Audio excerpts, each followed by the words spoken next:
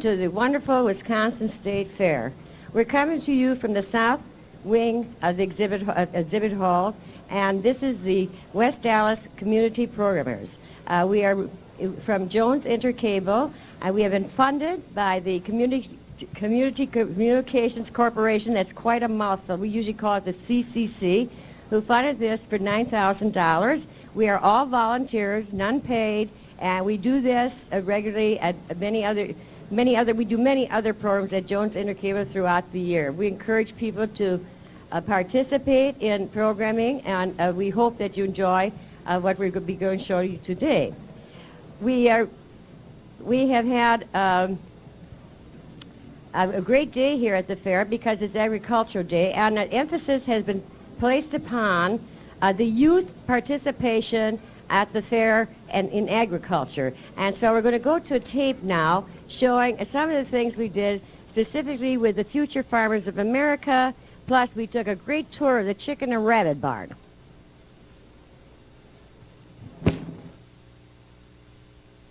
Good morning. Another beautiful day at the Wisconsin State Fair. And today is Agriculture Day. And I think one of the things that we should put emphasis on are the future farmers of America. And I'm standing here in their booth saying that I hope they grow up to be good farmers because we always need farmers. And would you please introduce yourself? My name is Kevin Paul. And where's the farm that you're affiliated with? Beg your pardon? Do you farm with your father or what? Right now, I'm going to college, teach vocational agriculture. My name is Dave Schaefer, and I'm the state FFA president this year. I am farming with my father at home in Platteville. How many acres do you have? We own 900 and run about 1,500 acres total. That's a lot of land. We stay busy. Yeah, I'm Jim Peterson, and I'm the state sentinel this year. And I farm near Wapaka. We have an 80-acre dairy farm. And I plan to attend UW-Madison next semester. You'll probably be majoring in agriculture. Right. But they do have a marvelous agriculture unit up there. I know that because I've even had some of the meat from there. Well, we're off to the barns now to get some chickens and some rabbits and some more farmers and the young farmers. So we'll see you up at the barns. Well, here we are down in the rabbit barn. We came down to see the judging, but we ran across Lisa Bossard, who raises English Angoras. You can plainly see it on her lovely little gown that she wears. And here's Lisa in one of her Angoras. Do you raise many rabbits? Yes. How many do you own about? About 20. 20 rabbits? Yes. Doesn't that take a lot of your time? Yeah, a lot. Just about how much per day do you spend with these rabbits? About an hour. And then do you feed them once or twice or 3 times a day? Once a day. Does it have a name? This one doesn't. It's nameless. Well, it's very pretty. Do you do anything with the fur? Whatever happens with the fur? Well, we pluck them and my mom spins it and then weaves with it. And what does she make out of the spinning the yarn? But she weaves into jackets and vests. I bet they're terribly expensive. I don't know. Do you have one? No. Well, we'll have to talk to Mom about that. Is the rabbit going to be entered into the judging? Yes, she is. And what time was your rabbit going to be judged? About, I think, 11 o'clock. At 11 o'clock. Well, Lisa, we'll see you at the judging, and lots of luck. Of course, you can tell by our background music where we are. We are right now in the chicken barn. And with me, I have 2 young people who are what I think you'd call them chicken fanciers. What is your name? Trisha Kilpatrick. And where do you live? Do you live on a farm?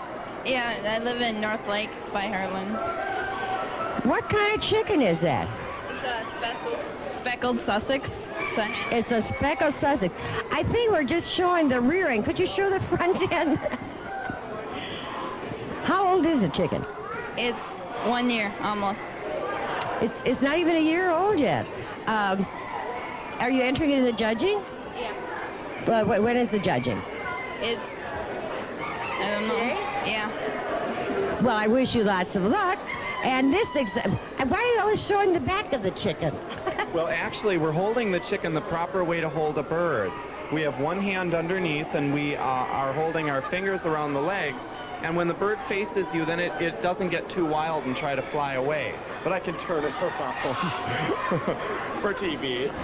Yes. What type of chicken is it? It's very exotic looking. This is a bearded white silky, and this breed was originated in China. And originally they were bred as a delicacy for their black skin and meat. They also have another kind of unusual characteristic. They have an extra toe. Instead of having 4 toes, this breed has 5 toes. Does it make them run faster? Does it have any real use? Not really. They're bred primarily today for ornamental use. Well, do they lay eggs or things like other chickens? Sure, these chickens will lay eggs just as other chickens will, and you can also eat them. But as you can see, they're kind of cute, and I don't think too many people breed them just for meat. You said it had black skin. I mean, underneath all these lovely white feathers, there's black skin. Maybe we'll get a chance to see it, but the skin is black. Oh, yes, I see it. It really does. There. Oh, my goodness. The skin is black. It's very unusual. Well, I would like to thank both of you, and I do hope you both win a prize. Thank you. Well, here we are. We're touring the chicken barn, and there's so many beautiful exotic chickens here that we'd like to stroll along and show you some of these really very, very gorgeous birds. Let's see, what kind is this one here? Well, it says it's a Amy White Polish. Amy White Polish. Oh, I hear it's a really exotic looking one. Well, this is any golden Polish. There was the white Polish, this is the gold. Isn't he gorgeous? Of course, you can understand that. Listen to him. He's really getting angry now. And what do we have over here? Oh, these are all Polish. This is the silver Polish down here.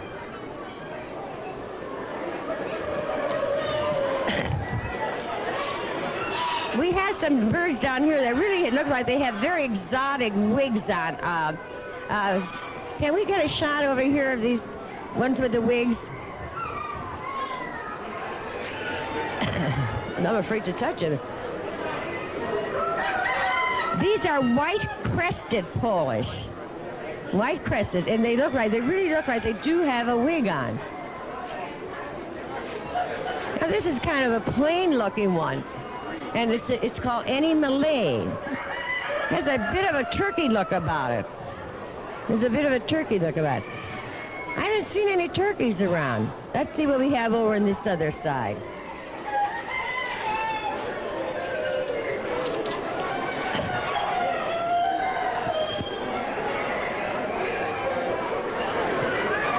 Oh, these are very, very pretty. Now, these here are black Ortingtons. Black Ortingtons. Imagine these are all the roosters. Then they have the white Ortingtons.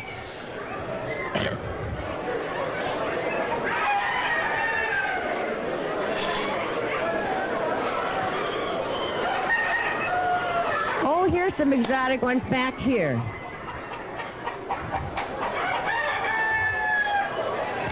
These are Peterz Benois. They seem to have extremely long legs.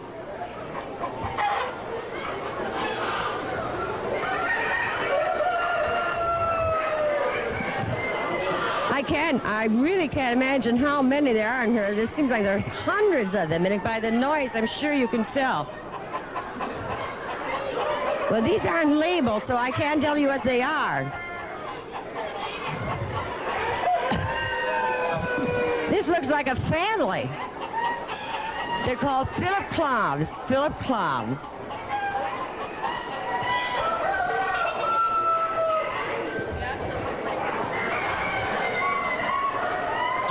Oh, and for our final shot here, we have some really beautiful birds over here. These are called Cochines, and they really, the feathers look like a fur. Well, you've seen some exotic birds. We could spend hours, it seems to me, going through the chicken barn showing you these very exotic chickens. To me, a chicken is was just always kind of plain, but these are really unusual chickens. But then beyond in the different clubs, there's lots. Mm-hmm. And Kurt, I understand you're from the Janesville area, and I understand you live in the city, and that people who join 4-H can live in the city. But you said you have a large membership there. Oh yeah, our club has over 100 members, and there's about 20 clubs in Janesville, just Janesville itself, and they all have pretty high memberships.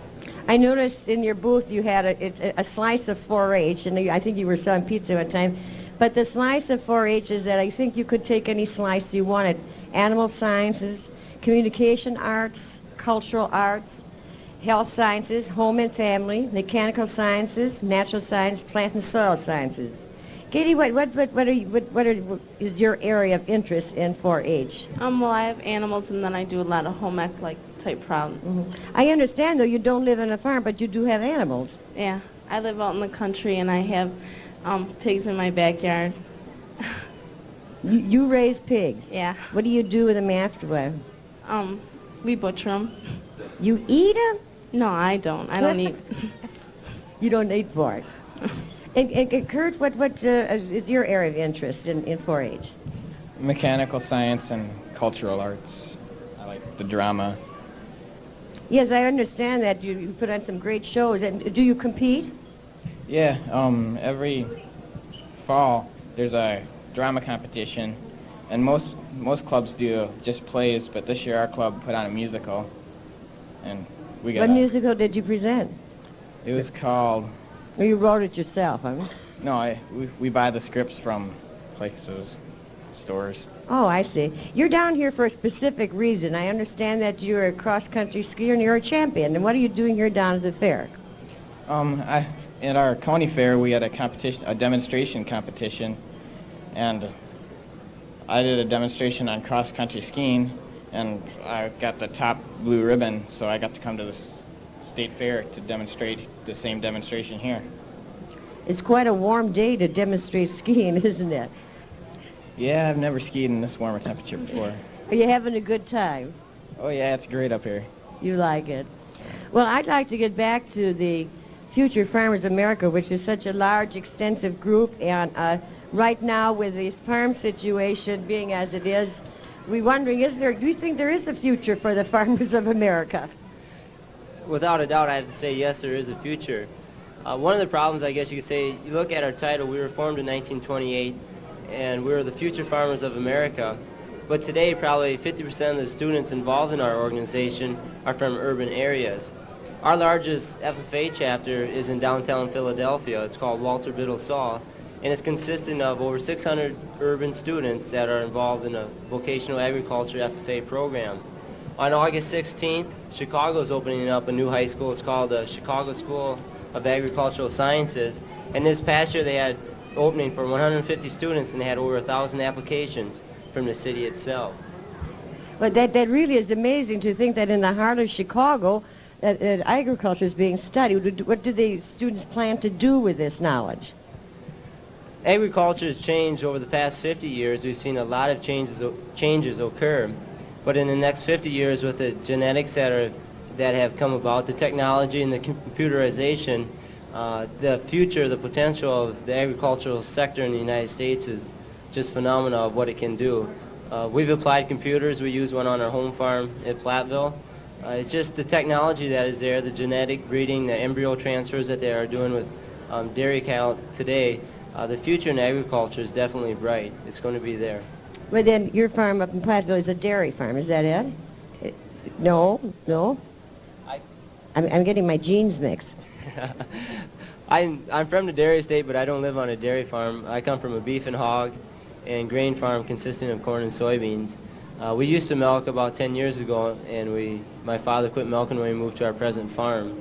But we use a computer for production estimates, cost, and also for the bookkeeping and analysis of projections, whether it be profitable feeding cattle, hogs, and several other things. Are you the only member of your family, or do you have brothers and sisters who farm too? I have an older brother at home with my father farming, and I have one younger brother who is a junior in high school this year. And my sister served as a 1983 Wisconsin Pork Queen, and she is attending college today, presently. Personally, what school do you attend? I'm at the University of Wisconsin-Platteville, and I'm majoring in agricultural economics and plan to pursue a career in agricultural marketing, farm management in that area. I also, when I was checking out your brochure that I picked up at your booth, noticed that you have an international program that people go to other countries. And how do they win these scholarships, or how do these future farmers get to these other countries? In 1948, the Wisconsin, or the National FFA Association, started what we call Work Experience Abroad. This past year on July 1st, I was scheduled to go to Japan for 3 months, but being elected state president, I had to cancel my trip. We send students overseas, and we also have inbound students from overseas, ranging from countries to South America, China, Japan, Australia, Netherlands, Switzerland, anywhere overseas. We have federal grants available. We also have scholarships from the local communities, and the state association receives several scholarships. But we're young. We're at an age when we're at a great learning opportunity, I guess you could say, to travel overseas, to spend a time with families and on their farms or agribusinesses, and it's just a chance to learn a great educational experience. From anyone who has ever gone and come back, are the farming systems the same, or is there a comparison, or are they still backwards? I mean, you're mentioning computers and all these things. I never thought of a farm being computerized, but does that exist in other countries? From what I've heard from the people that I talk to, they're often glad to get back home. We have agriculture in the United States is probably one of the most advanced in the world with the application of computers today and various other things. They use more manual labor, I believe, overseas, but they're very efficient with their resources overseas, perhaps more efficient than we in the United States are at times. In what way do you think they're more efficient? In the use of equipment, or updating, or they're more modern? Some of the facilities may be more modern. They use more efficient use of the land, I believe. They farm as much as they can. We have a lot of wasteland in the United States that isn't utilized completely, but they have less land and less resources to work with, and they better utilize, I think, perhaps some of those. I also see that you have developed a leadership program. I can see you must have been a trainer of the course. And what does the leadership program consist of? A leadership program, in the FFA we have 4 degrees of membership. The freshman year you start as a green hand, and then our sophomore year in high school you become a chapter farmer, and 2% of the people go on to receive their state farmer, and then also one out of approximately every 600 FFA members receive the highest degree, which we call the American Farmer degree at the national level. To develop leadership in the FFA program, you get out of it what you put into it, whether you want to participate in speaking contests, judging contests. We have prepared speaking, extemporaneous, we have parliamentary procedure. There's all kinds of opportunities available to you. It depends on what area you want to pursue. Well, I'd like to thank all three of you, and after interviewing you, I see the future of the farm and 4-H and everything is in good hands, and I think that you are leaders in your group, and I do thank you for being on this program. I wish you the best of luck in all your endeavors. Now, we did do some other things, and one of them was, it was a marvelous, we thought music is part of youth, and it was amazing to see that there was a Future Farmer America band, plus we picked up a small town swing ensemble, which was just really great. And so we'd like to show you some of the children from the outer parts, or I should say outer parts, either northern parts or something of Wisconsin, and how they participate in music. We are at the Activity Dome, and that is the New Holstein Swing Choir.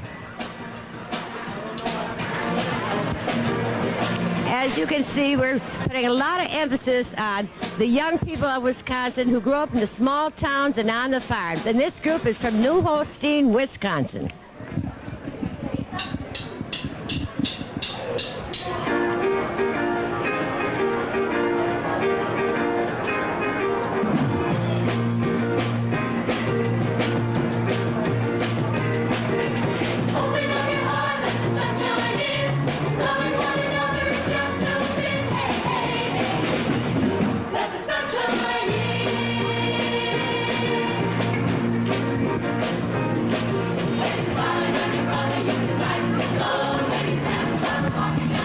Well, you can talk about big cities, but I think the kids in small towns really keep up with the music and the dances that are current today.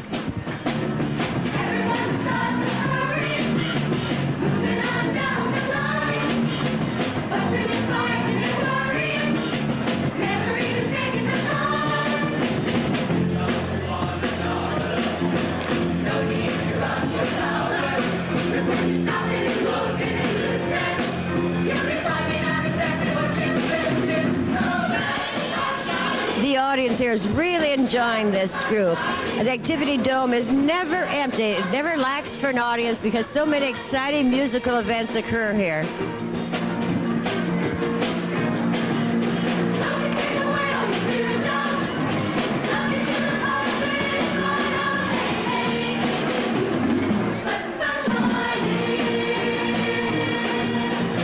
This song they're singing, too, is very appropriate for today. It's Let the Sun Shine In, and the sun is really shining down beautifully on the fair today.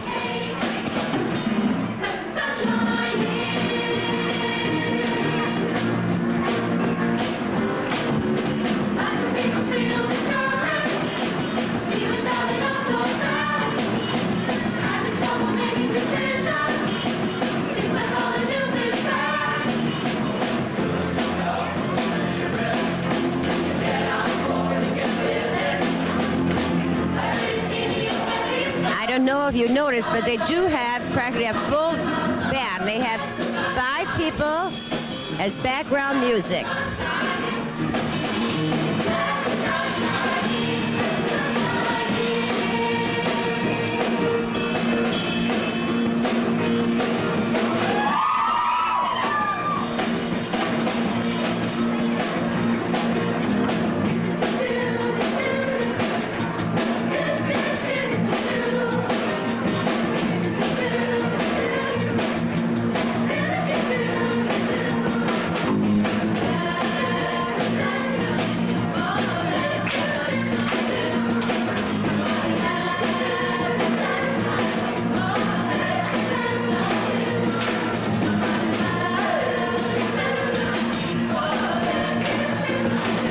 They certainly have a lot of zip and bounce.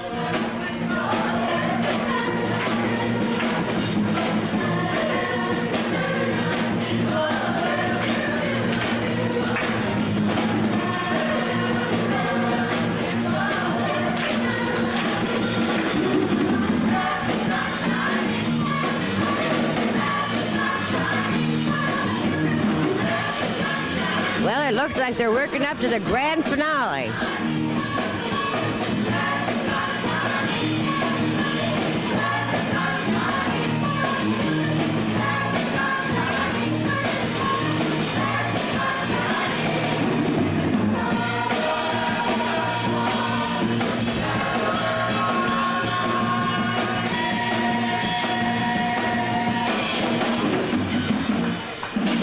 What a great group.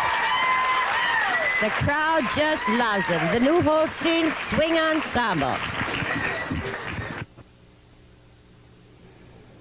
We're back now in the South Exhibit Hall with our guests from the 4-H Club, the Future Farmers of America.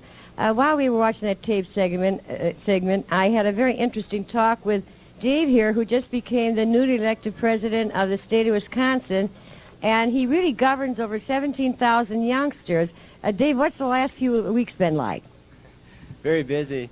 We had a chance to travel to Washington, D.C. We had a chance to see President Reagan, Secretary of Agriculture Block.